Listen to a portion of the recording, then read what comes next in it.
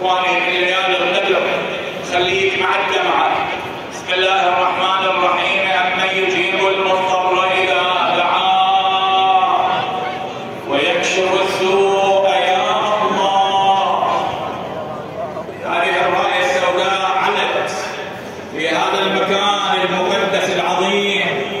جزاكم الله خير الجزاء أيها الإخوة الكرام في العتبة العلوية على هذه البادرة، راية الحزن، راية اللوعة، راية الولاء ترفع في هذه الليلة. إلهي بمحمد وآل محمد، بصاحب المصيبة العظمى، فرج عنا يا الله، اغفر لنا ذنوبنا، تقبل أعمالنا، أطل أعمارنا بخير وعافية، احفظ إمام زماننا، من كان في مجلسنا طالب حاجة اقض اللهم حاجته، من كان عنده مريض اشف مريضه، جميع المستمعين اللهم احفظهم فردا فردا، احفظ مراجعنا وعلماءنا الإخوة الكرام جميعا، احفظهم مع الأخوات الكريمات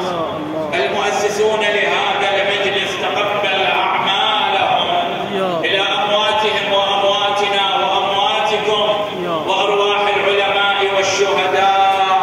رحم الله من يقرأ الفاتحة مع الصلوات. اللهم صل على مولا سے دعا ہے کہ اس شب تمام مومن و مومنات کی حاجات میں سب پورا فرمائے، جو مقروض ہیں جو قرض کے عطا فرمائے، جو بے اولاد ہیں سب اولاد فرمائے، جو پریشان حال ہیں پریشانی کو دور فرمائے، جو بھی بے گناہ قید ان کو جلد سے جلد رہائی نصیب ہو۔ دنیا میں جہاں کبھی بھی ظلم ستم ہو رہا ہے مظلوموں کی مدد فرمائے، جو بھی اللہ کیا جوان ہو چکے شادی کے طلبگار ان کو اچھے رشتے نصیب ہو۔ مولا سے دعا ہے جو بھی بے روزگار ہے جلد سے جلد بہترین اور اچھی روزی نصیب ہو، روزگار نصیب ہو۔ مولا سے دعا ہے ہم سب کے گناہوں کو معاف فرمائے۔ خدا سے دعا ہے کہ الہ عالم ہم سب کی مغفرت فرمائے